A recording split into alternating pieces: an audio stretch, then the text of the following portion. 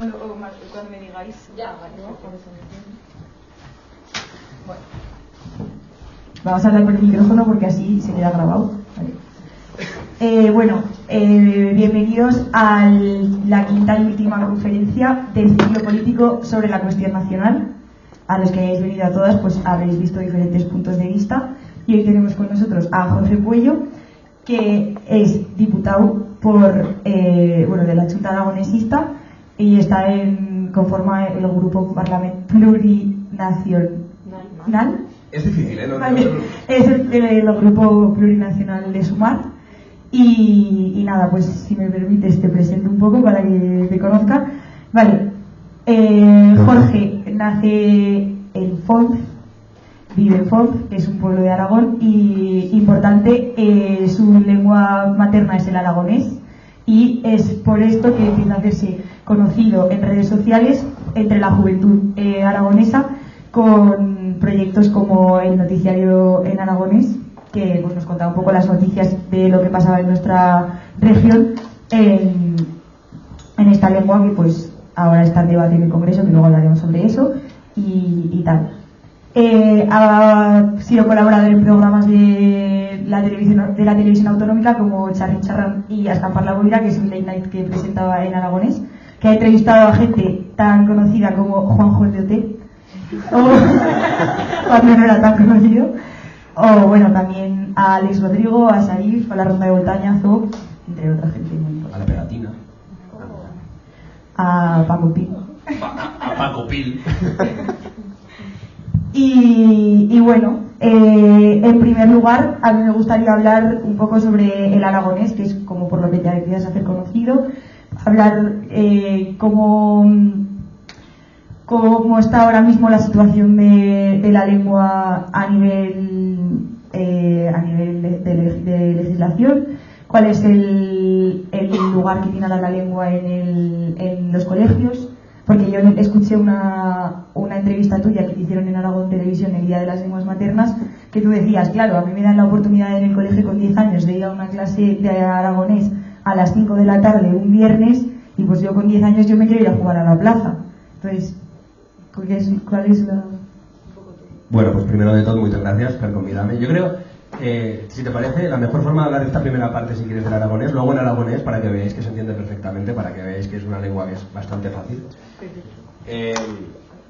A ver, sí, yo soy de Fonz, y así, pues yo tengo la suerte de que es mis pares charran aragonés, yayos, la mía hermana, es amigos, toda la gente de la redolada, de esa zona de la Baixa Ribagorza, charra aragonés. ¿Qué pasa? Que yo no va a tener derecho a estudiar en aragonés. En el cole no se podía. Y los profesores, siempre históricamente, digan que charrabas mal. Y ese es el problema. Van a haber mucha censura. El aragonés es una lengua, para que te os hagáis la idea, que se charraba en todo Aragón. Lo que pasa es que después, con los siglos, se ha ido perdiendo chino-chano y se ha quedado recluida al Pirineo, a las valles del Pirineo, la Valdecho, la Ribagorza, Sobrarbe y tal. A día de hoy cuenta con 15.000 personas que la charren, 12.000, 15.000 personas que la charren, y a nivel legal es una lengua que pues está en una situación prou complicada. A diferencia del català, del euskera y del galego, que son lenguas que son oficiales al Estado, el aragonés está en la misma situación que el asturiano. O sea, es una lengua que no es cooficial, pero está reconocida por el Estatuto de Autonomía, que es lo mismo también que le pasa al guionés, al asturionés. La diferencia es que asturiano y aragonés sí que tienen desarrollo legal a la Comunidad Autónoma de Aragón y a Asturias. A día de hoy el aragonés se enseña en bellas escuelas, muy poquetas escuelas, al final només a la provincia de Huesca, a Bel Instituto, al de Huesca, Monzón, Balbastro, pero la verdad que es una situación complicada porque cada día se pierde más la lengua. Y claro, tampoco quiero hacer aquí una charla TED de esto. Y hemos visto que este debate se ha llevado al Congreso. Tú has hablado de esto en el Congreso. ¿Y cómo es hablar de un tema así frente a bancadas que están en contra incluso de que se enseñe el catalán o el euskera, que son lenguas que están súper arraigadas y que a nivel legal son iguales que el castellano?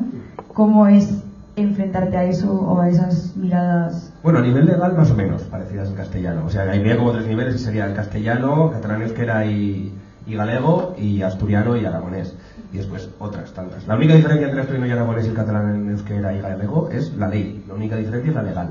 Sí que es verdad que son lenguas más habladas y tal, pero solo hay esa diferencia legal. La situación es... no sé cómo decirlo. La primera vez que yo hablé en el Congreso fue desde mi escaño porque me interpelaron directamente a que se dice ad hominem. Es decir, cuando te nombran desde el Congreso, si un parlamentario dice tu nombre o te menciona directamente a ti, tú tienes derecho a réplica.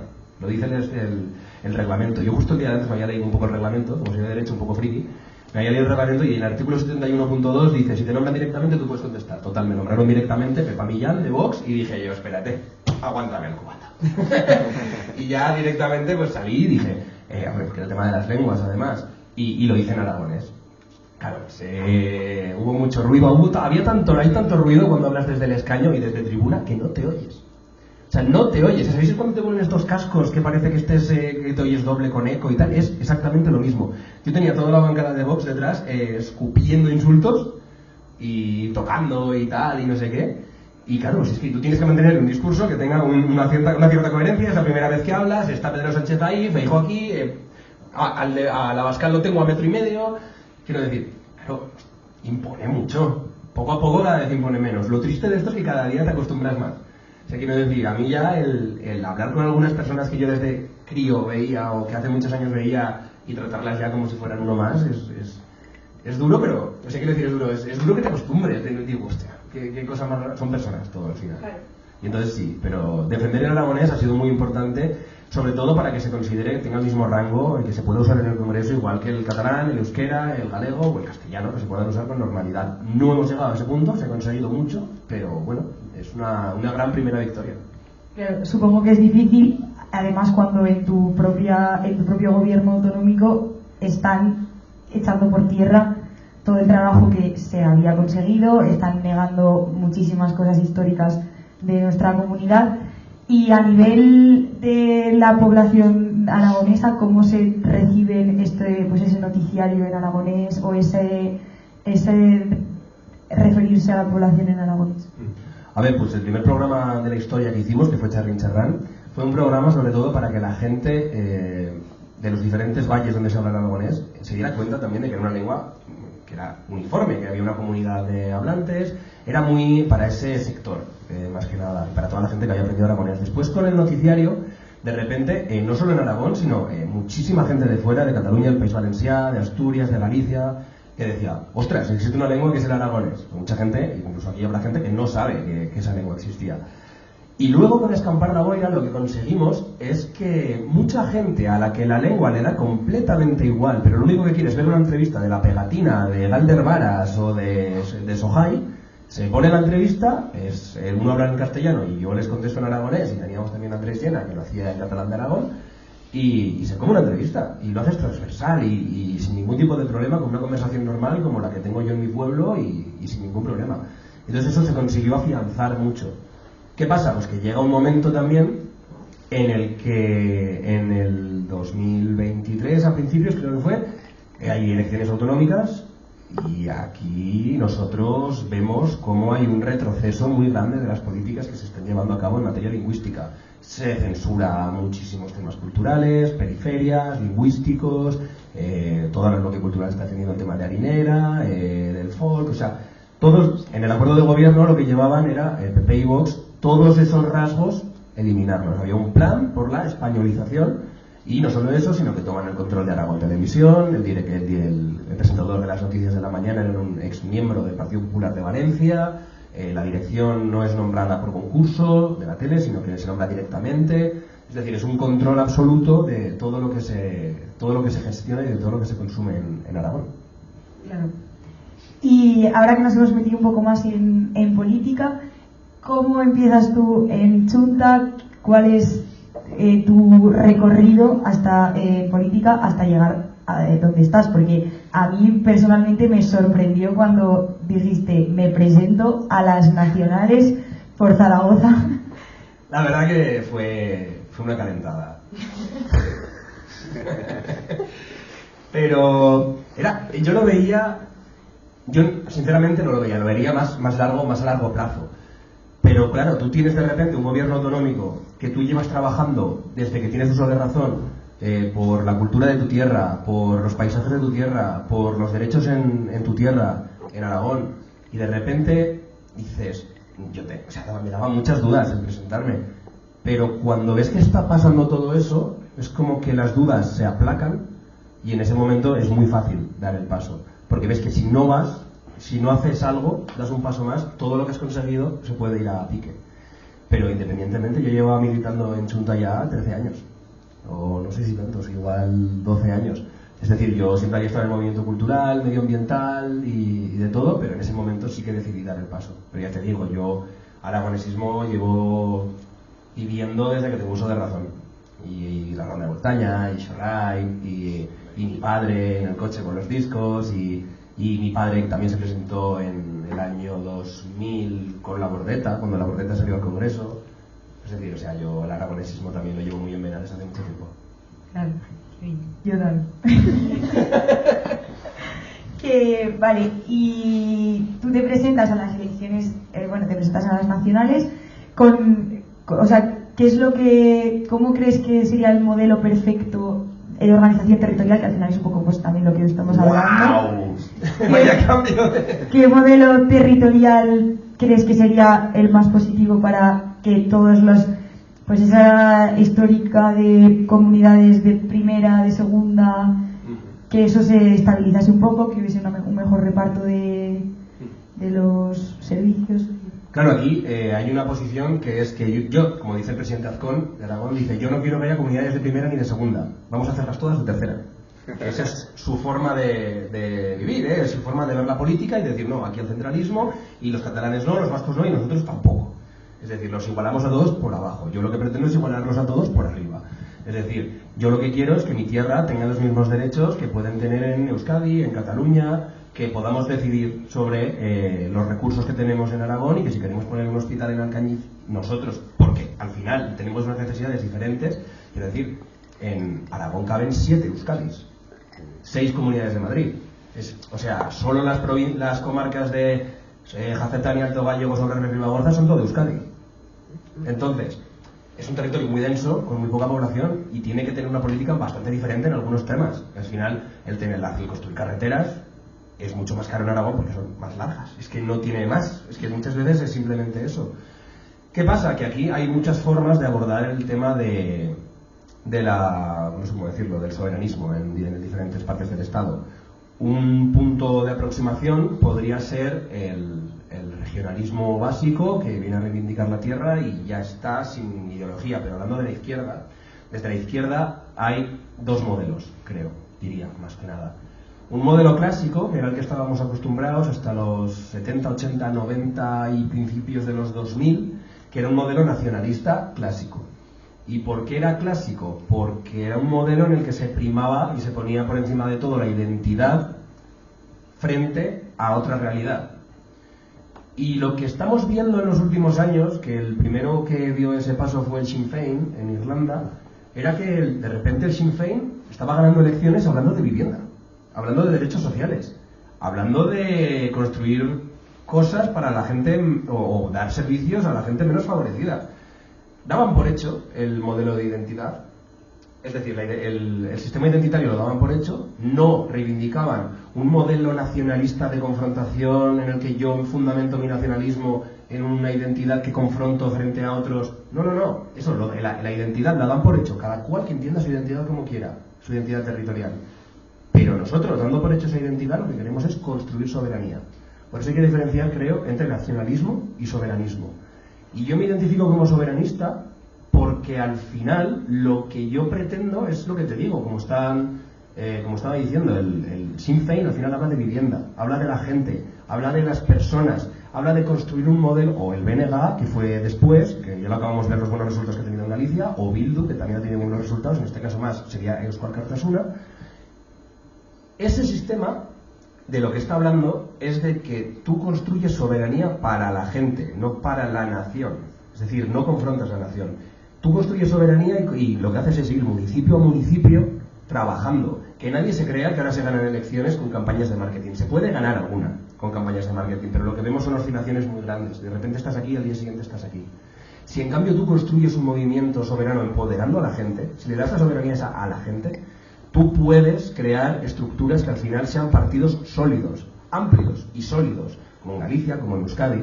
En Cataluña es más cuestionable, porque en Cataluña les pilló también en medio del procés todo este nuevo cambio, pero Esquerra también está dando esos pasos.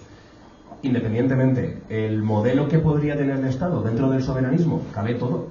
Desde, al menos en el partido que me gustaría representar y defender, cabe todo. Desde el que se siente simplemente que quiere un poco más de competencias, pasando por el que quiere un Estado federal, un Estado confederal o un Estado independiente. Toda esa gente trabaja en la misma línea, y no tanto en la bandera. A mí la bandera de Aragón me puede parecer muy bonita, pero es que para dar de comer banderas, pues eso es lo mismo que está haciendo Vox. Y así no se solucionan los problemas de la gente. Entonces tenemos que acudir a que la gente se empodere con municipalismo y con defensa del territorio. Para mí ese es el modelo. Independientemente de que sea confederal u otros, para mí la clave de todo esto está en empoderar a la gente. Me parece súper interesante, porque además eso de trabajar municipio a municipio, pueblo a pueblo, es algo que creo que en Aragón sobre todo es súper importante, porque estamos viendo cómo están cerrando centros de salud, consultorios en pueblos, cómo tenemos un ferrocarril anticuado, que si no me equivoco hace poco conseguisteis la ampliación de... Por un lado el Canfrán y por otro lado cercanías. Que claro, es que Aragón, mira, para que te hagas la idea, el sistema metropolitano, si me enrollo dímelo, sí, el sistema metropolitano, hay consorcios metropolitanos en las diferentes ciudades. Por ejemplo, el consorcio metropolitano canario, no sé si hay alguien canario, ¿sí? Hola. Creo que recibe 40 millones de euros. El valenciano 44. El catalán 102 millones, una cosa así.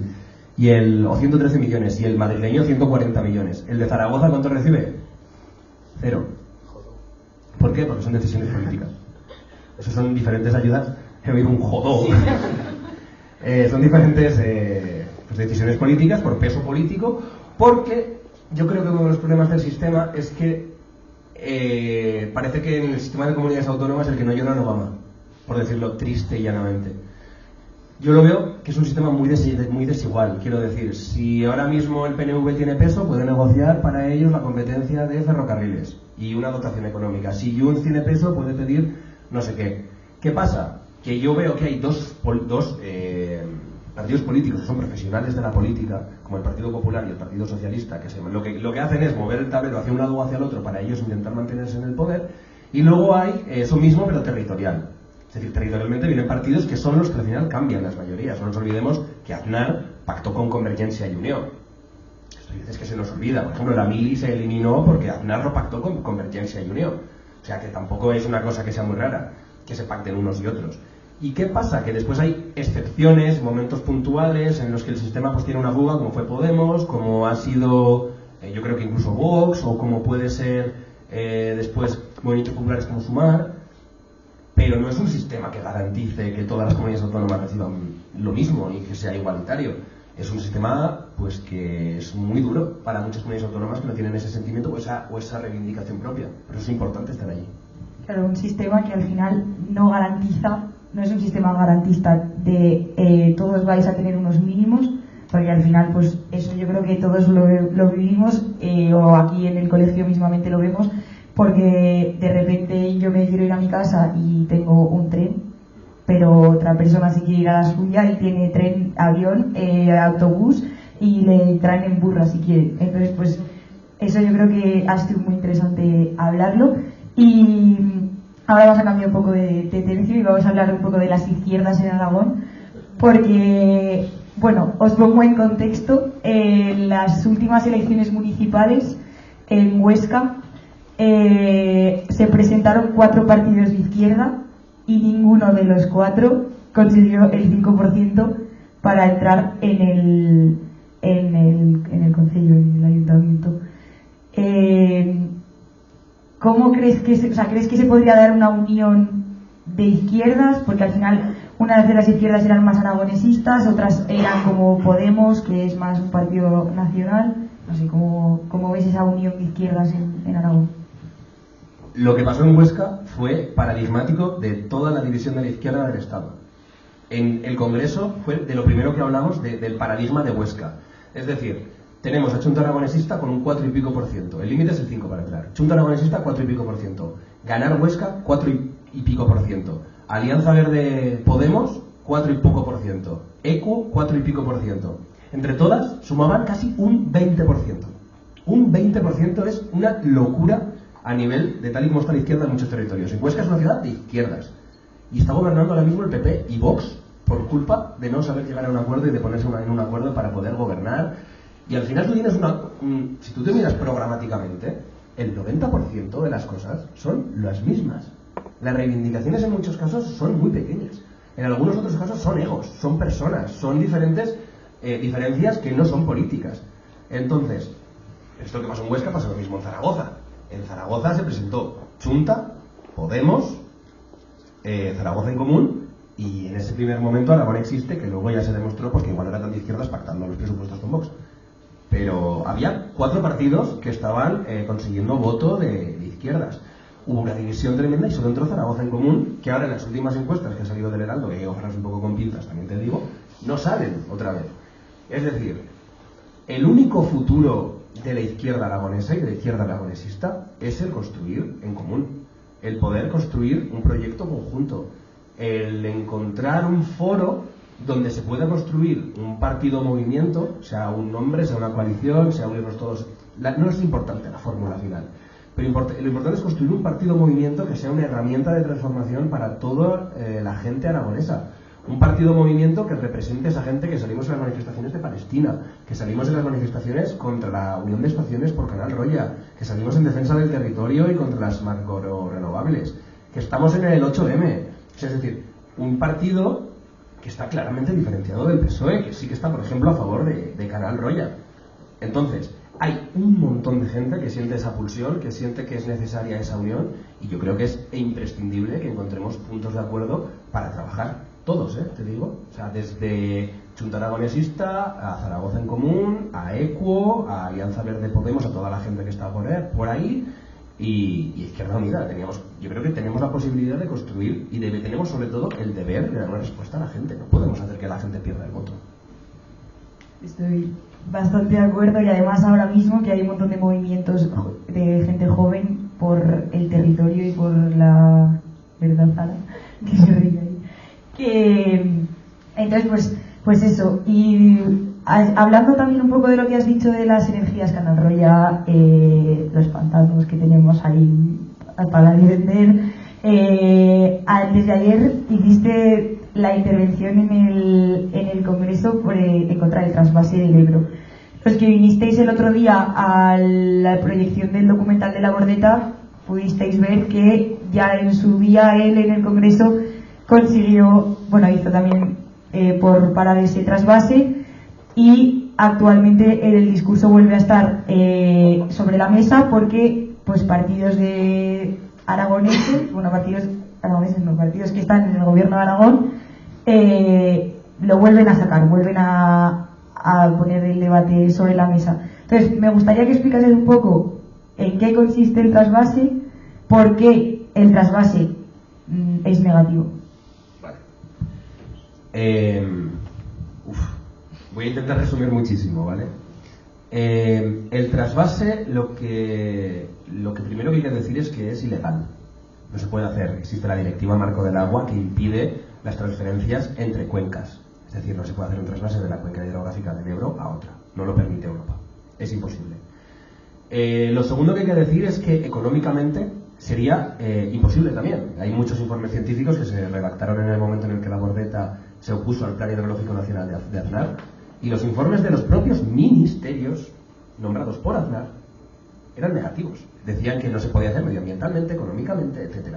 Económicamente, un trasvase así, dada la compensación de costes que hay que hacer por la Directiva Marco del Agua, no sería rentable. Es decir, llevar agua desde Aragón hasta Almería, el regante de Almería le costaría tanto el agua que sería imposible que pudiera regar con ese agua porque el precio se dispararía. ¿Para quién sería posible? Para quien pueda hacer especulación turística con piscinas, con aquaparks, con campos de golf. Esa gente sí que podría rentabilizar ese trasvase. Que digo, otra vez, es ilegal y económicamente ya no solo la obra, sino lo otro sería imposible. Pero ¿qué supondría esto también para Aragón? Os lo voy a intentar contar con una metáfora para hacerlo más sencillo. Si yo tengo un huerto en mi casa que quiero regar con agua de lluvia y tengo varios depósitos, que podrían ser pantanos, imaginaros, yo tengo varios depósitos en el tejado y riego mi huerto, pues llueve, tengo luego reservas, cuando no llueve tengo reservas, voy regando y tal. Pero si mi vecino quiere que le llene la piscina con el mismo agua, tendré que poner muchísimos más depósitos, es decir, tendré que construir muchísimos más pantanos, hipotecaría el futuro de toda la gente que vive en Aragón, y luego cuando vengan sequías no podré regar ni el huerto ni llenar la piscina. Y ese sería el problema, que habría sequías tanto en un lado como en el otro. Luego te encuentras el argumento de que te dicen los de Vox que no, que el agua, mire usted, que se tira al mar. Bueno, lo primero, ha habido un libro de conocimiento del medio, se llama Ciclo del Agua, y segundo, dicen, no, es que cuando hay crecidas es que habría que mandar todo ese agua para otro sitio. O sea, no tenemos solo que estar recibiendo en Aragón todo el daño que nos causa una crecida, sino que nos encontramos estos argumentos. Pues bien, si se hiciese un trasvase con todo lo que ya he dicho anteriormente que no se puede hacer, solo se podría mandar el 2% de ese agua, porque es imposible canalizarla en una crecida, es imposible. Entonces, que nos dejemos de todos esos argumentos, que Vox abandone esa posición, que simplemente lo dice, sabe que es imposible y simplemente lo dice para algunos votantes que saben que ese argumento les puede convencer. Y lo triste es que 3 diputados del PP de Aragón en el Congreso, cuando el presidente de Aragón del PP ha dicho que no lo van a hacer, 3 diputados del PP traicionen, por así decirlo, al presidente de Aragón, que o está solo o nos está mintiendo. Vale, muy interesante, la verdad, la posición del... No, es que aquí hemos tenido muchos debates sobre este tema porque, pues, aquí se piensa... Claro, es que hay mucha gente que te llama egoísta. Claro, hay gente que te dice, no, es que eres un egoísta, ¿por qué no compartes el agua? Es que no se puede. Es que hay muchas otras fórmulas. O sea, la ciencia a día de hoy permite que se puedan hacer otros muchos sistemas contra las sequías. Es decir, no solo desaladoras, no solo transporte de agua en barcos, reutilización de agua, se puede hacer mucha gestión del agua subterránea, se puede hacer muchísimas otras cosas que la ciencia hace que sea esa agua más barata, que sí que sirva para regar y que no suponga, ya medioambientalmente no me he metido porque ya ni siquiera se contempla el reventar la cuenca de un río, la fauna, la flora y luego llevártela a otro sitio. O sea, medioambientalmente es otro desastre, pero que ya no solo que el egoísmo, ni siquiera, es que eso es lo de menos, es que no sirve, es imposible. Pues sí, porque además de los pantanos nos encontramos con el maravilloso proyecto que se iba a financiar con fondos europeos, que es la unión de Canal Roya, la unión de Astún Formigal, que bueno, básicamente lo que se pretende es unir 2 estaciones de esquí y reventar un valle que debería estar protegido y que se está luchando para que se proteja, con la excusa o el esto de que va a ser una potencia económica para los valles del Pirineo y que va a generar puestos de trabajo, que realmente esos puestos de trabajo luego son estacionales, que no permiten a la gente vivir ahí todo el año, o formar su vida donde la quieren formar. Entonces, ¿qué nos queda a la gente que queremos vivir en Aragón, en nuestros valles y en nuestras zonas, cuando nuestro gobierno o nuestra comunidad solo quiere lucrarse de la que es nuestra casa? ¿Y cómo podemos defender un poco? Pues hay muchas vías de acción. Por un lado, oponernos a Canal Royal, que ya las has explicado tú perfectamente. Claro, lo que está pasando es que al final se intenta apostar por un modelo de la nieve. O sea, yo apuesto por un modelo de nieve diferente. Lo que no quiero es que se esté hipotecando el futuro de todos los valles del Pirineo. Es decir, lo que no podemos hacer es reventar valles porque nos va a durar la nieve 26 años, como mucho, porque ya lo están diciendo el propio Observatorio de Medio Ambiente del Pirineo, dice que el nivel de nieve que tendremos en el 2050 será de menos de la mitad, que a día de hoy hay que cerrar estaciones porque no se están llenando, o sea, porque no hay nieve. Están haciendo planes de inhibición con máquinas para poder hacer nieve artificial, que hay que hacerlo, pero que quizás no es el modelo por el que apostar, y muchísimo menos tirar por ahí todos los fondos europeos para el turismo sostenible, que es manda narices. O sea, se llama turismo sostenible y vas ahí a invertirlo todo a reventar un valle. Bueno, eso por un lado. Yo me caliento ya. Me pasa como el Congreso. Que alguien me grite un poco. Y luego lo que pasa también es que hay un problema con el alquiler, con la vivienda. No solo en el Pirineo, pero especialmente en el Pirineo. El problema del alquiler está en todo Aragón. A día de hoy tenemos viviendas muy viejas en muchos pueblos, que hay que hacer una obra muy importante de reforma para poder entrar a vivir, lo cual hace que sea casi imposible que mucha gente entre. Hay poca promoción inmobiliaria, por tanto también hay muy poca vivienda, hay poca vivienda pública, es muy complicado. Pero encima en el Pirineo nos encontramos en la situación que hay una zona que es una zona tensionada, que se debería determinar como zona tensionada, que es competencia del gobierno de Aragón, declarar las zonas tensionadas ahora. ¿Qué pasa? Pues eso, que lo que necesitamos es que se declare que hay mucha zona tensionada, se aplique la ley de vivienda y en muchos municipios, como por ejemplo Canfrán, La Insa, otros municipios como Benasque, haya vivienda para la gente que quiera vivir ahí a precios competitivos. O sea, competitivos me refiero para que la gente normal que trabaja allí se lo pueda ganar, se lo pueda pagar, porque a día de hoy trabajadores de las pistas de esquí les piden una fianza de 5.000 euros y están viviendo en furgonetas. En furgonetas. Que estás en la nieve, quiero decir que igual viene un par de días vivir en una furgoneta, pero vivir eternamente en una furgoneta estás haciendo que haya unas condiciones de vida que son imposibles. Primero, estás impidiendo que la gente venga a trabajar y pueda tener una vida digna y quedarse a vivir allí por la estacionalidad y por las condiciones de vida que das, y por otro lado estás haciendo que la gente de allí se vaya. Y no hablamos ya de sanidad, de todos los recursos que hacen falta, no hablamos ya de que culturalmente se está desmontando todo en el Pirineo, apostando solo por el turismo de Marchica y de los apresquís, y quizás habría que replantear el modelo de turismo, porque si por ejemplo todos esos fondos de turismo sostenible nos dedican ya no solo al Pirineo, que no nos olvidemos que Teruel existe, y esto es una cosa que también hay que decir, y Zaragoza y Huesca, que no solo es el Pirineo el turismo, hay que apostar por un proyecto turístico de todo Aragón. Y apostar por el turismo de bici, por un montón de cosas que se están también desarrollando y que habría que explotar de otra manera. Y no solo por destrozar valles con un montón de pilonas para poner un telesillas de 8,8 kilómetros para ir de una montaña a la otra, pero no a la otra, sino a la otra y a la otra. O sea, es decir, no tiene sentido. Y no tiene sentido apostar por este proyecto y meter todos los fondos europeos ahí cuando no va a quedar nieve. Claro, porque nuestro turismo ahora mismo está centrado en el Pirineo y eso se ve claramente cuando observamos en qué carreteras se invierte, cuántas obras ahí llevamos en Monrepos, que es el Monrepos, bueno, es el puerto que pasa de Huesca al Pirineo, ¿vale? Para los que no lo sepáis, que lleva en obras eternamente para hacerlo más fácil para los que vienen. Entonces, si solamente nos centramos en el turismo del Pirineo, dejando atrás el resto de cosas que podemos explotar en Aragón, y nos centramos en ese modelo turístico de me voy a Marchica, me voy un fin de semana, me da igual el medio ambiente, me voy a la montaña, dejo como me da la gana, y no en un turismo que reivindique un poco nuestra tierra y lo que dices, por ejemplo, el turismo de bici, el turismo de montaña o incluso el cultural, que tenemos una cultura. Incluso. Claro, tenemos una cultura que se nos ha, como bien has dicho antes, la castellanización o la españolización del territorio aragonés. Tenemos muchísima cultura, por ejemplo, Teruel existe, has dicho, toda la Albarracín, que todo el arte mudéjar que hay. ¿Cómo habría que potenciar un poco eso? Entonces, ¿cómo...? Es que la españolización no debería ser un problema. Y me explico. Si España fuese un estado en el que se dijera, sí, es que España es Galicia, es Euskadi, España es Cataluña, es la cultura de unos, es la lengua de otros, si es un estado plural, la españolización no tendría que ser mala.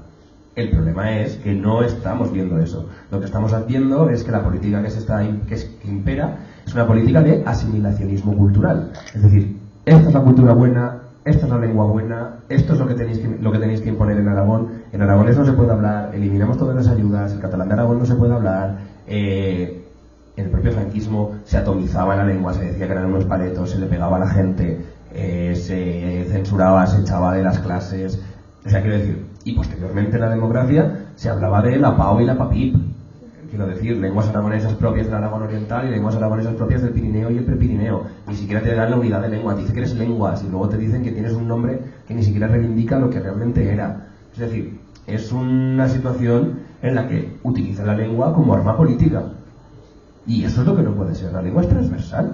Si yo no vengo aquí a imponer nada a nadie, yo lo único que he pedido toda mi vida es que a mí me hubiera gustado poder estudiar en la lengua mía, mi lengua materna. Y no pude.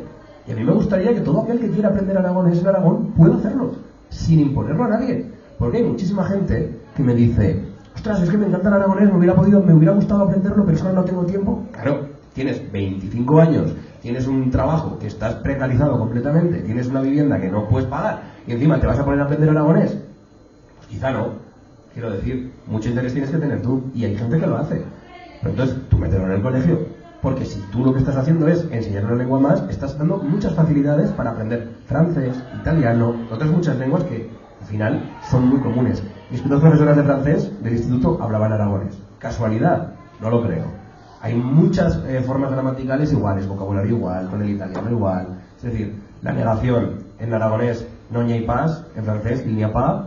En italiano, por ejemplo, piatto bianco, la L palatizada igual que en Ribagorzano, no tienen el verbo tener igual que en cheso, el mismo nombre de la palabra jilguero en italiano es gardelina, en aragonés es cardelina, quiere decir, es una tontería, pero que hay muchísimas cosas en común y que las lenguas no cierran puertas, ni cierran fronteras, sino que las abren.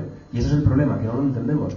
Que podríamos construir un estado plural en el que todas las lenguas sean respetadas, no haya lenguas de primera y de segunda, y lo que estamos viendo es que no, que se está imponiendo un modelo de estado diferente, de gente que no entiende que su lengua o que las demás lenguas también son parte de ese estado.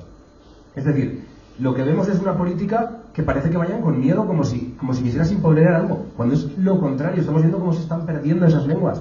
Había artículos que decían que el aragonés estaba poniendo en peligro el castellano en Aragón. Por Dios, somos 12.000 personas que hablamos esta lengua. Y por cierto, me he olvidado todo el rato del aranés, que es la otra lengua cooficial, que hablan 6.000 personas. Es decir, que no es cuestión de números, es cuestión de voluntad política, y que no pasa nada, que es cultura y que es patrimonio. A nadie se le ocurriría decir, vamos a tirar el castillo de Noarre. Pues esto es lo mismo, esto es cultura y es patrimonio. Claro, porque lo que se debería hacer, o desde mi punto de vista, es exactamente lo que has dicho tú, no politizar una lengua. ¡Qué maravilla! No, es que es verdad. Porque, por ejemplo, yo sé francés desde que tengo 3 años porque iba a un colegio bilingüe en Sabiñánigo. Bueno, perdón. No, público. O sea, en Sabiñánigo, no. Pero me parece, pero yo iba, por ejemplo, de cría a clases de aragonés porque mis padres me apuntaron en la optativa, que después desapareció la optativa, ya nunca más me volví a interesar hasta ahora, hace poco. Pero yo, por ejemplo, este verano trabajando en Hecho con los críos, pues entre ellos está el cheso, y son críos que tienen 6 años que no están politizados, obviamente, que lo charran porque sus abuelos lo charran, sus padres lo charran, en la escuela se lo enseñan. Que sí, y los que mejor hablan aragonés en mi pueblo son seguramente los más conservadores, políticamente. O sea, que no es una cosa de política. Claro, entonces vamos para ponerle un poco el cierre a la entrevista, y pues si tenéis preguntas, por supuesto, las podréis hacer después.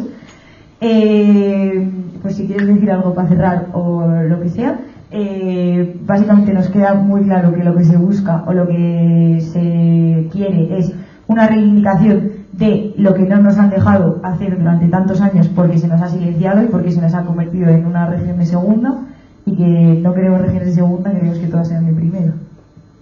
Pues lo que ha dicho ella.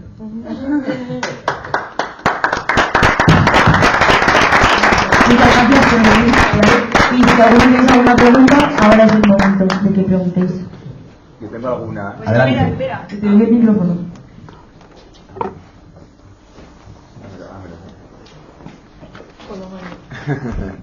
A ver, la primera es, ¿qué opinas sobre el sistema comarcal en Aragón? O sea, para mí es un gasto superfluo, no sé si para ti también lo será, o no, o sea, que un presidente comarcal gane casi 50.000 euros al año, no sería, aunque para mí es exagerado. Ahora mismo no sé cuánto gana un presidente comarcal. Sí, es eso, en mi comarca es aproximadamente eso lo que gana. Vale. Sí que es verdad que con la Constitución heredamos ciertas instituciones que se duplican. Es decir, la Constitución lo que viene a decir es que crea las comunidades autónomas a partir de las provincias, como si no existieran previamente. Son los estatutos de autonomía los que corrigen después de eso y dicen que sí que existieran anteriormente esas comunidades autónomas, por así decirlo. Pero cuando se crea la Constitución, el sistema que existía era el provincial. Pues las provincias existían, existía el delegado, entonces, ¿qué pasa? Que hay una duplicidad. Tienes municipio, comarca, provincia, comunidad autónoma, estado, Europa. Pues claro, pues ya hay gente que dice, no, es que hay mucha institución por el medio. ¿Qué pasa? Que yo creo que las comarcas en Aragón tienen una cosa que no solo ya porque históricamente sea el Sobrarbe, la Ribagorza, históricamente tengan ese arraigo, sino que permiten que muchos municipios, como por ejemplo, yo que sé, vamos a hablar de la Ribagorza, Graus, 3.000 y pico habitantes, Benabarre, no sé si llegará a 2.000, Benas, que 1.000 y pico habitantes. Al final va sumando y al final tienen la fuerza de poder tener una representatividad, de mantener un sistema de servicios. Entonces, para mí, la comarca es esencial porque acerca los servicios a los ciudadanos, sobre todo en la zona rural de Aragón. Pero sí que entiendo que las diputaciones provinciales, donde hay diputados provinciales, donde hay un montón de servicios, dejan de tener sentido en el momento en el que la Constitución supera la provincia y crea la comunidad autónoma. Entonces, sí que creo que en Aragón deberíamos apostar por un sistema en el que sea la comunidad autónoma y el intermedio de la provincia, no que deje de existir la provincia de Huesca, por ejemplo, sino que deje de existir todo el sistema institucional de la Diputación Provincial de Huesca, de la DPH. Porque eso puede ser un doble coste y se puede dar unas competencias a las comunidades autónomas y sobre todo acercarlas a la gente y llevarlas a las comarcas. Y luego la comarcalización, pues bueno, ya en materia territorial creo que se podría haber apostado por un sistema de comarcalización en el que se tuvieran en cuenta criterios no únicamente de vamos a darle una comarca a Monzón, vamos a darle una comarca a Barbastro, vamos a darle una comarca a Minéfar, vamos a darle una comarca. Se apostó por hacer un núcleo poblacional fuerte que podía tener sentido en su momento y apostar por ese núcleo de capitalidad comarcal, pero hay otros muchos criterios, como por ejemplo Ribagorza históricamente llegaba mucho más abajo, puedes crear otro tipo de comarcas diferentes basadas en la geografía, puedes crear otro tipo, quiero decir, ¿se podría replantear? Sí. ¿Es quizá lo más prioritario? No, quizá lo más prioritario es acabar con las delegaciones provinciales. Yo es que te lo preguntaba porque la comarca, mi comarca es la comarca de la Aranda, que es la primera que se creó en Aragón, y claro, la comparo con la comarca de Calatayud, no tiene nada que ver.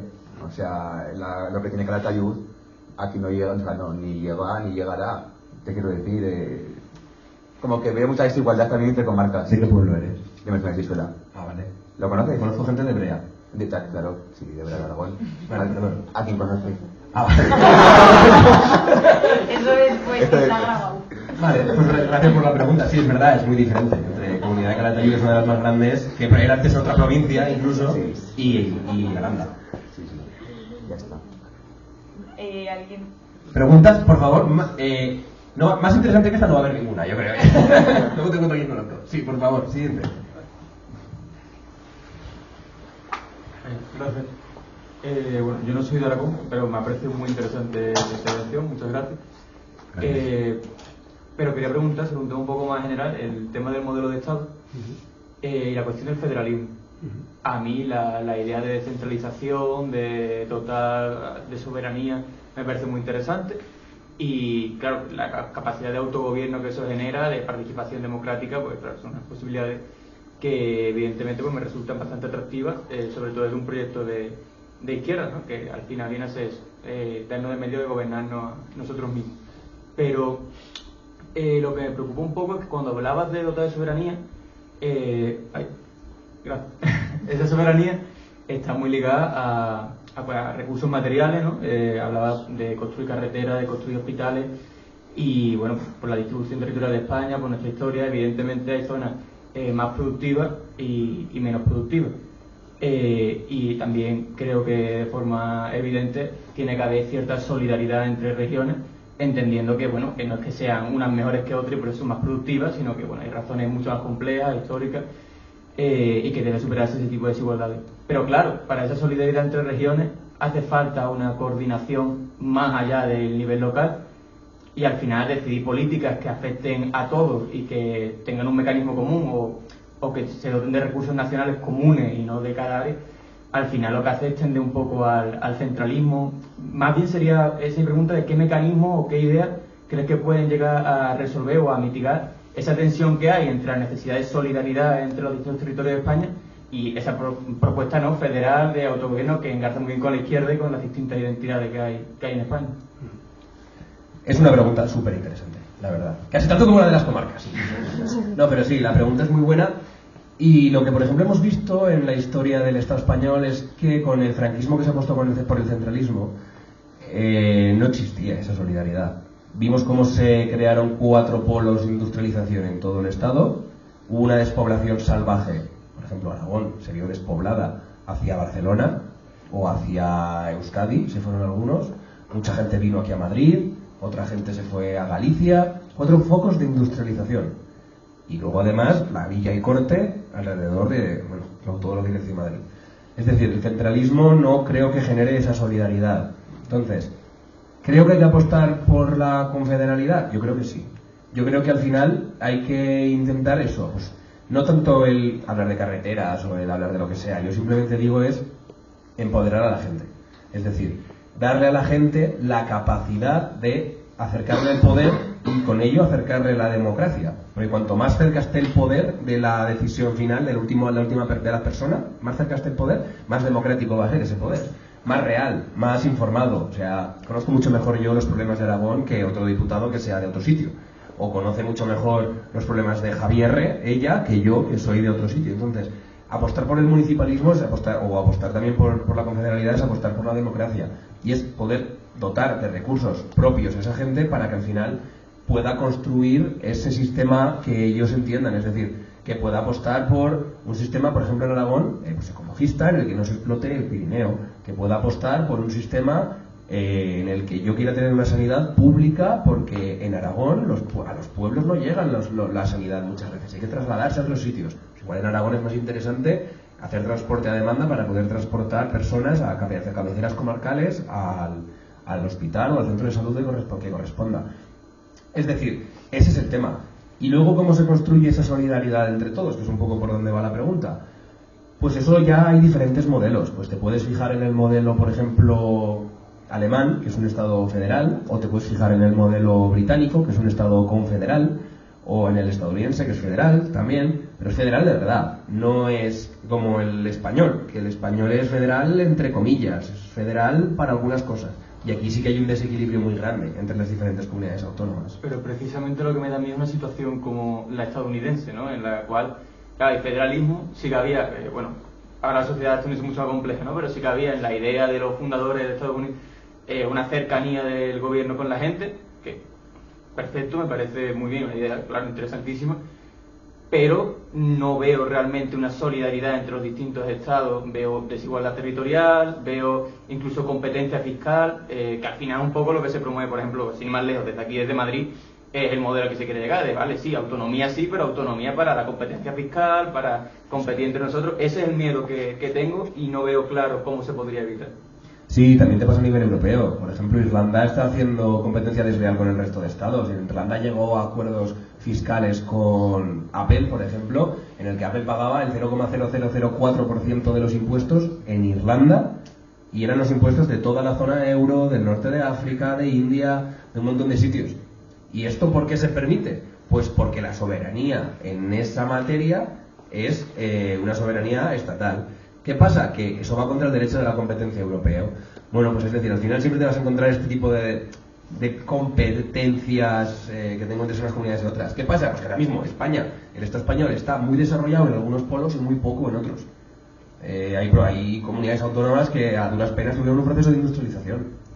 Entonces eso es muy duro. Por ejemplo, el otro día cuando estábamos hablando en la comisión, creo que era de política territorial, no me acuerdo exactamente, y decían, pero que si se quiere apostar por los servicios ferroviarios o por los servicios de transporte de autobuses en Aragón, que lo pague Aragón.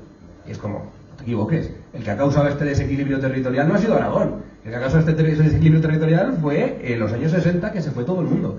Entonces, claro, estábamos hablando de cómo compensar territorialmente. Es complejo la solidaridad. Pues existe el modelo del cupo, existe el modelo del concierto, existe el modelo, pues bueno, habría que valorar los diferentes modelos para intentar llegar a ese acuerdo. No tengo la solución. Muchas gracias. Gracias a ti. A ver, Ricardo. Ay, cuidado.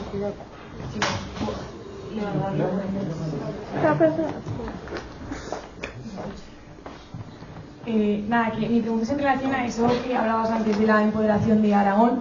porque es que yo tengo la sensación de que dentro de la comunidad nos hemos creado una especie de barreras o de estigmas entre provincias, que es quizá por el proceso de españolización del que hablábamos antes, que ha tenido a centralizar muchas veces las cosas en Zaragoza, industrialmente, económicamente, y eso es totalmente contraproducente para generar también un sentimiento de aragonesismo que entre la juventud muchas veces no se tiene. Entonces, ¿cómo crees que podríamos derribar esas fronteras o esos estigmas, superarlos y por fin tener una cultura, sin olvidar las diferencias que tiene cada provincia en cultura, pero sí crear un sentimiento de que Aragón es una comunidad fuerte entre nosotros, dentro, en las provincias, sin olvidarnos, claro, de las diferencias?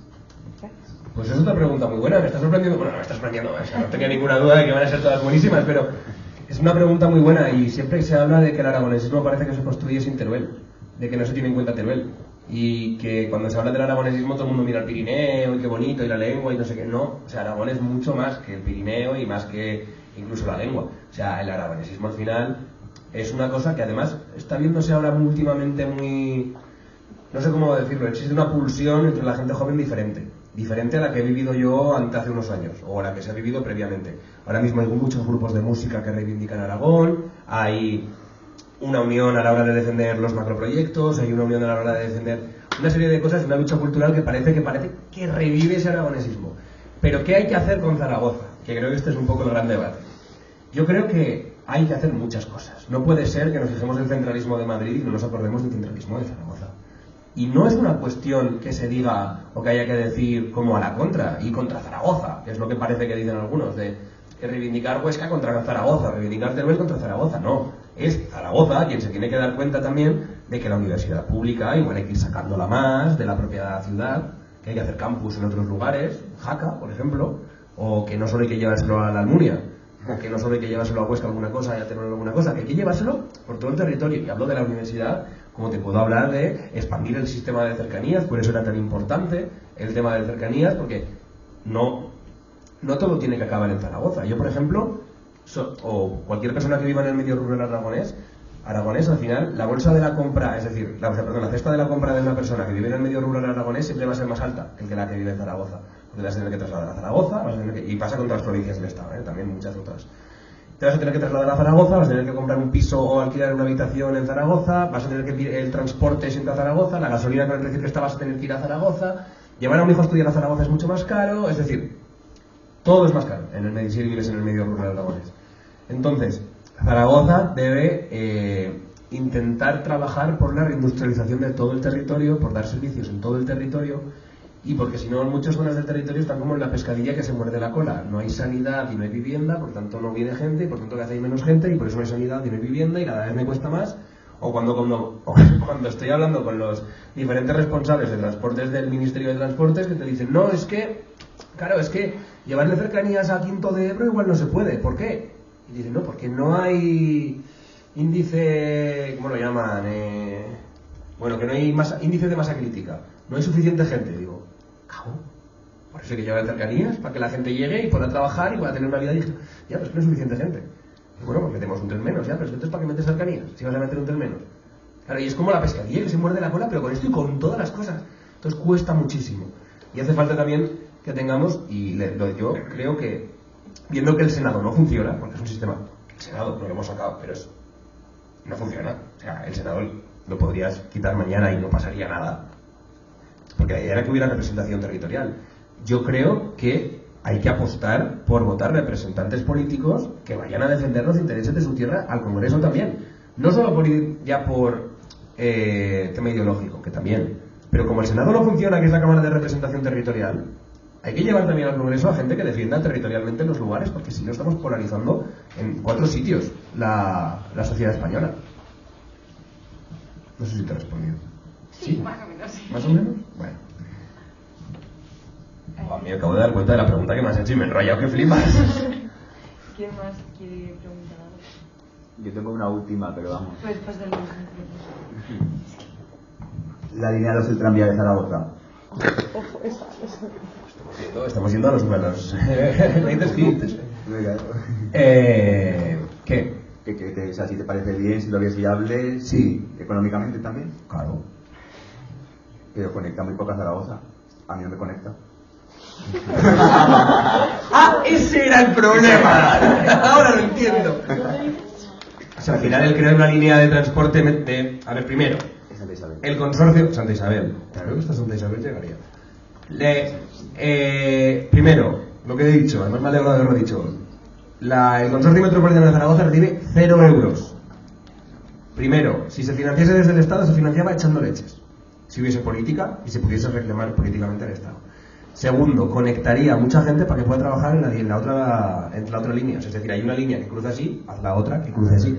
Entonces, vehiculas todo y puedes crear un sistema bastante más complejo. O sea, Zaragoza, para la población que tiene, metro no se podía hacer porque cada vez que levantabas algo te encontrabas ruinas de lo que fuese, entonces no se podía hacer metro. Pero el tranvía es una de las herramientas que tendría que funcionar muchísimo mejor. Y los autobuses, no sé si lo sabéis también, en Zaragoza tienen la manía de arder en llamas. ¿Cuántos han ardido ya? 6, 7. Bueno, y no por el calor, ¿eh? Pero eso, entonces es decir, hay que financiar el Consorcio Metropolitano de Zaragoza. Y sí, habría que hacer la línea 2 del tranvía, que es una infraestructura que costaría mucho menos dinero que otras tantas en las que se están metiendo desde el gobierno de Aragón, en mi opinión. Y además es verde, sostenible, te permite parar, te permite caminar alrededor, te permite llegar a los diferentes puntos de consumo. La gente, que claro, siempre se criticaba que si suprimías paradas de autobuses, que si no suprimías paradas de autobuses, los que tenían un comercio decían, es que me viene muy bien porque tengo la parada de autobús que me cae en la puerta y me entran a comprar, y si pones el tranvía ya no me viene también. Ya, pero es que ahora hay una parada de tranvía 5 metros más allá y te siguen entrando, o sea que no hay que hacer tampoco un drama con el tranvía. Yo creo que el tranvía es una de las apuestas necesarias y que incluso se podría hacer una apuesta como era la del Aratren, que era una apuesta que tenía Chunta Aragonesista, de conectar el cercanías con un tren-tram, conectar el cercanías con el tranvía, que fuera la misma línea y la que te dejase en la puertica de casa tuya de Santa Isabel. Entonces sí. Muy bien. Yo tengo. Hay otra. ¿Para cuándo nos abren el paso a Francia con el Canfranero? Buah, es que es la pregunta, ¿eh? Esa es la pregunta que le hice yo al ministro de Transportes hace una semana. Igual que yo, en plan así. En plan, ¿qué pasa tú? Yo de Huesca. ¿De vuestra ciudad? Sabiñánigo. De Sabiñánigo. Bueno, no pasa nada. Muy bajo Sabiñánigo. Los de Jaca lo llaman Springfield. Pero bueno, Y nosotros también. ¿Qué? Que nosotros también. Muy bien. El tema del Canfranero. Ayer se anunció, bueno, hace 2 semanas se anunciaron 35 millones de euros para conectar la línea Po, Canfrán, Zaragoza y para mejoras. Hoy se han anunciado 730.000 euros para unos estudios para la mejora de los túneles de Zaragoza, porque hay unos de ancho ibérico y otros de ancho europeo. Esto es una cosa que es muy graciosa, pero que es un dineral que vamos a meter históricamente por una cagada histórica, y los túneles también tienen ese ancho. Entonces se ha metido para hacer los estudios. ¿Cuándo se podrá ver el Canfrán abierto? No depende de mí, depende de los franceses. Entonces, los franceses, lo que estaban diciendo ahora los de Nueva Aquitania, es que iban a licitar 400 millones de euros para conectar el túnel desde Po hasta Olorón y desde Olorón hasta Bedús, o no me acuerdo exactamente cuánto, 400 millones de euros. Y que a partir de ahí, ellos, en teoría, en el 2028, decían que podían. El Estado francés no está por la labor, pero la provincia, el departamento de Nueva Aquitania sí.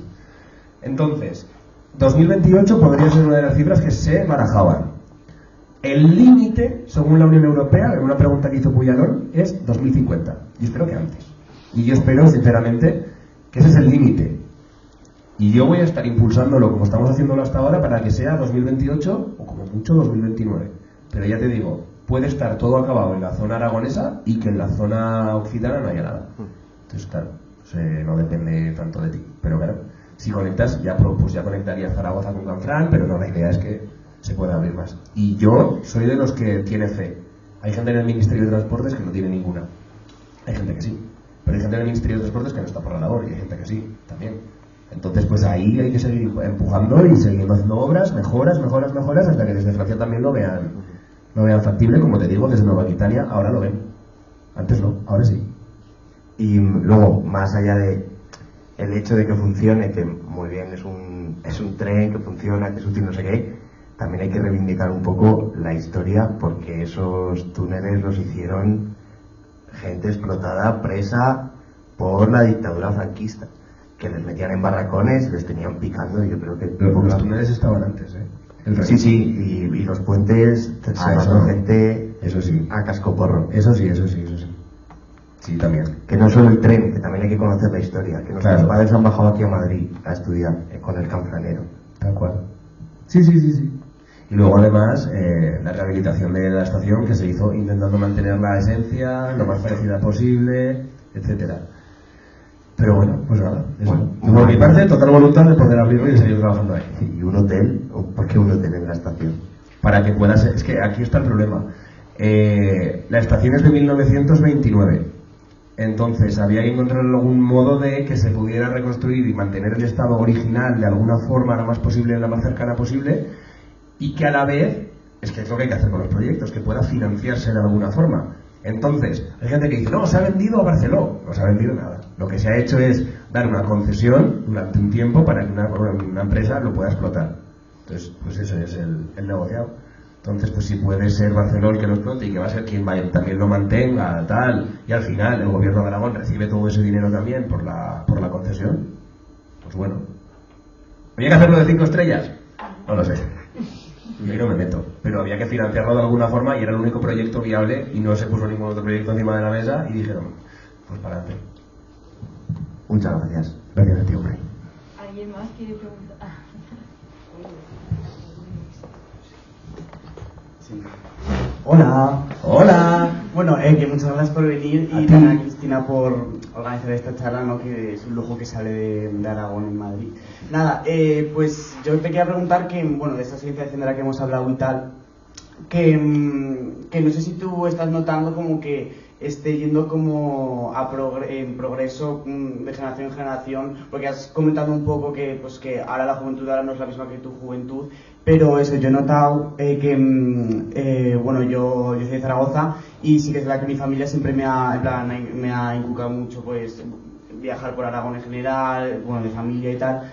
Pero sí que he notado como que pues, el resto de mis amigos de Zaragoza no es así, pero al llegar aquí sí que noté que la gente de Huesca sí que tiene como ese orgullo como más arraigado y eso, y filosofado, por así decirlo. Entonces nada, era esas dos preguntas, como si has notado que las juventudes de hoy en día aragonesas como que ese orgullo va en decremento, y si notas como más como diferencia de ese patriotismo, por así decirlo, en Huesca, Zaragoza y Teruel.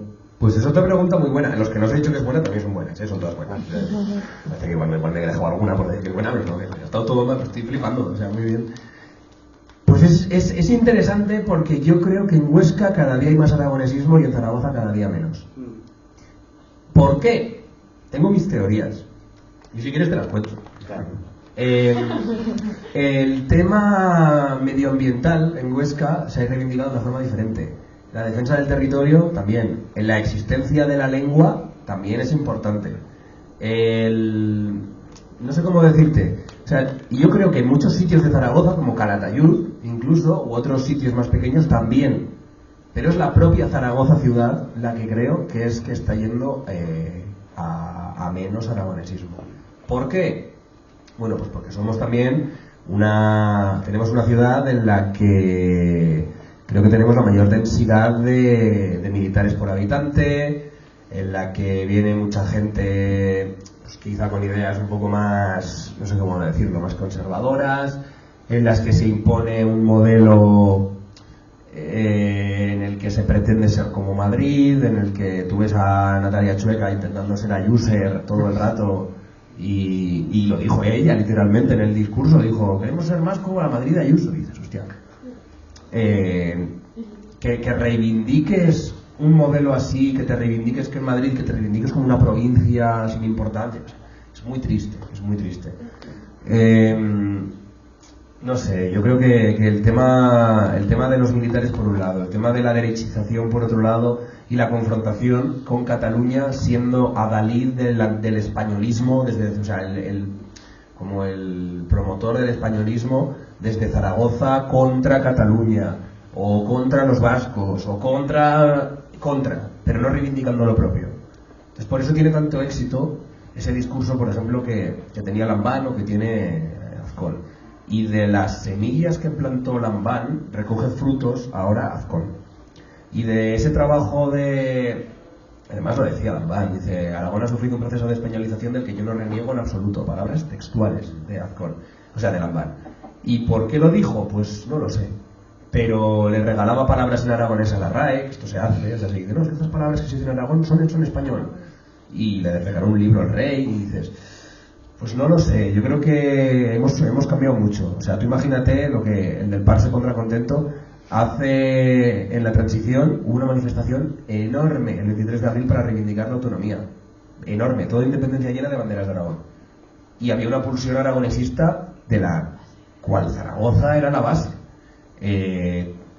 Tú tenías al PAR sacándote 30 diputados, 20 y tantos diputados en las Cortes, ahora tiene uno. O sea, quiero decir, ha habido un cambio en el que el PP también ha cogido ese discurso al principio, lo ha intentado meter, ha ido bajando mucho al PAR, ha ido quitándole todo ese discurso y ha llegado un momento en el que el PP ha cambiado de discurso.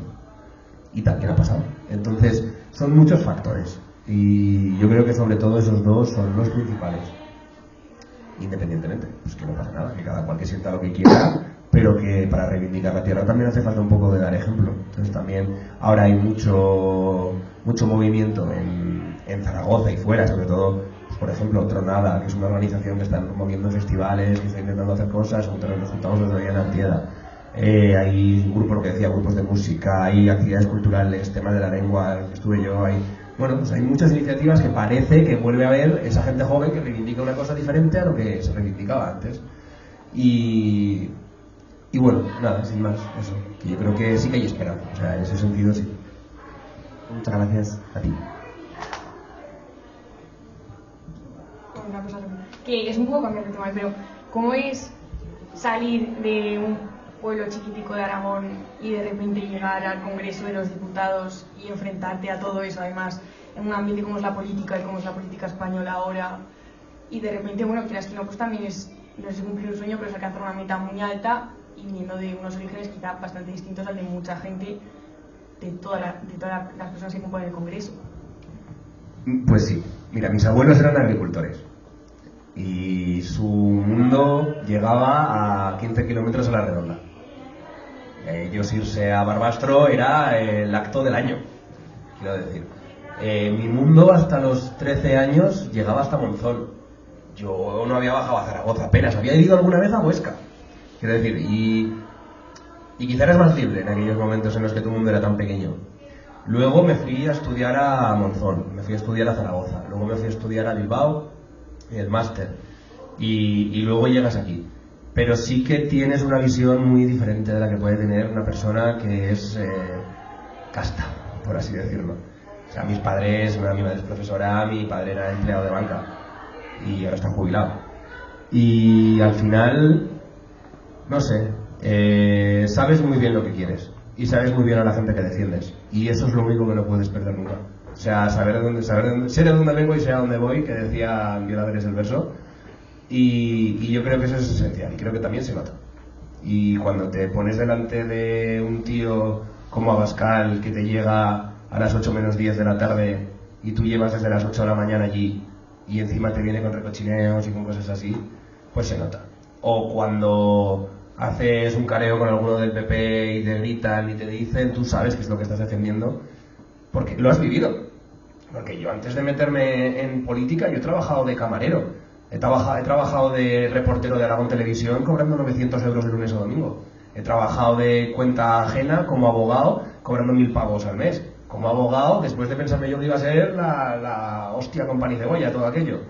Entonces, luego he estado haciendo en el programa de Escapar la Boya, llevaba la contabilidad, llevaba los guiones, presentaba, estabas en parte de la producción, estabas en todo. O sea, quiero decir que hay que saber también lo que es trabajar y hay que saber también lo que es venir de orígenes humildes también para poder defender una serie de cosas.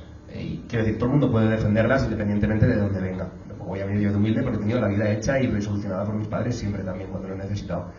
Pero saber a quién defiendes. Y la verdad que el cambio es radical, de una parte a la otra, pero el orgullo que da salir ahí y meterlos de vuelta y media, ¡buah!, es una maravilla. Y que la gente lo vea y se sienta como representado en eso, es una maravilla.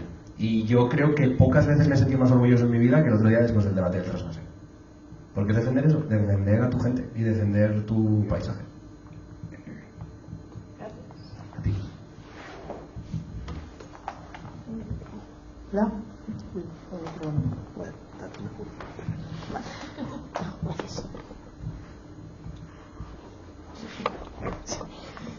Hola, nada, hemos hablado de juventud y a mí me gustaría preguntar por los de Zaragoza y para que le expliques a la gente que no sabe lo que ha sido el proceso, por qué es importante y por qué es una reivindicación que hay que llevar al Congreso y eso, y explicar un poco tu lucha. En 2000, no me acuerdo el año exactamente, 2019 creo que fue, hubo una manifestación en Zaragoza en la que empezaba a ver cómo, o el 17, ahora no lo sé, en los inicios de Vox, hubo una manifestación en Zaragoza por la lucha contra el machismo, contra la xenofobia, contra todos estos tipos de comentarios que nos encontrábamos en Vox y del crecimiento de este tipo de políticas de extrema derecha. Hubo una manifestación que fue duramente reprimida por la policía y que posteriormente, horas después, pillaron a 6 chavales solo por las pintas y los metieron en la cárcel. La cosa es que al principio los tribunales pedían 7 años y pico de prisión. Claro, les decían que había habido desórdenes públicos, que había habido un montón de cosas que no habían hecho, y cuando ellos, eso es lo que decía la policía, y cuando ellos intentaron aportar pruebas de que ellos no eran y que no tenían nada que ver en muchos casos con lo que se decía, cuando intentaron aportar las cámaras de seguridad, el juez no les dejó. Cuando intentaron aportar testigos que ellos sabían que les habían visto y que no habían hecho nada, el juez no les dejó. Se quedó solo con la opinión policial. Y ahora les han caído 4 años y 9 meses después de que el Tribunal Supremo dijera que el tipo de concurso jurídico no era real sino ideal. Entonces les redujo la pena todo lo que pudo, pero no pudo tocar las pruebas de primera instancia porque no deja el procedimiento legal. Entonces, chavales para los cuales, imaginaros, 18 años, que para algunos era la primera manifestación a la que iban. 2 de ellos menores de edad, los otros 4 18, 19, chavales que no sabían nada de todo esto, que fueron allí a su primera manifestación, 4 años y 9 meses a la cárcel. Y no les dejaron aportar las pruebas. ¿Por qué? Pues por un proceso que lo que se intentaba era intimidar y mantener el orden. Pillaron a un juez, que en este caso estaba perfectamente alineado con Vox, ideológicamente, y no aceptó las pruebas, haciendo que los demás tribunales que hacen los recursos, que tienen que ver lo que se ha dicho en primera instancia, no tengan tampoco capacidad de acción. Entonces es un caso de lawfare, como ha habido en otros muchos casos. Uno de estos 4 es amigo, uno de ellos es Javichu, y ahora lo que tenemos que trabajar desde el Congreso es en el indulto. Se intentó la libertad, se intentó que no llegara a lo que ha pasado, y ahora lo que tenemos que hacer es que, ante un caso en el que la justicia se ha politizado y está atacando sobremanera a unos chavales, lo que hay que hacer es devolver las cosas a su sitio, dejar la política en la política y la justicia en la justicia. Y en ese caso, hacer un indulto a estos 4 chavales, no, los 2 menores al final no entraron, tuvieron que pagar una sanción, y poder devolver lo que es de la justicia a la justicia y la política a la política. Y aquí hay que ver qué hace el Partido Socialista, porque si el Partido Socialista quiere, se puede hacer. Sumar en este caso, estamos todos ahí detrás. Gracias. Yo tengo una última, perdón. Sí, yo no tengo prisa. Es corta y más relajada, para relajar el tono. Gracias, hombre. ¿Tu sección favorita de Oregon TV? El Comando Almogar. Sin ninguna duda. Son mi inspiración. Hay un chaval diciendo, Oregon TV es un programa de la televisión.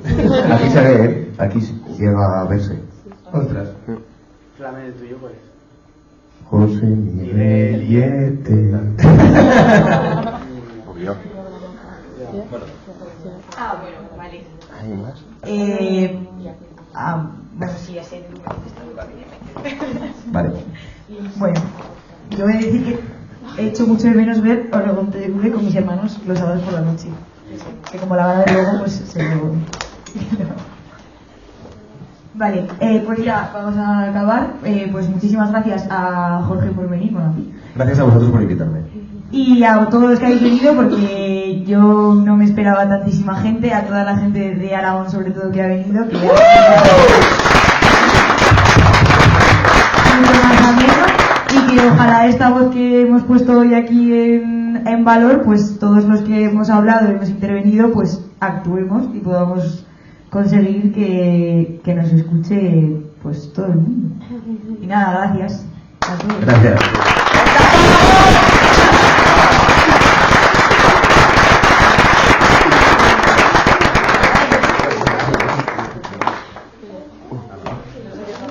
Habéis una foto para el libro. El de Sabillanigo ya tiene el pique en la boca.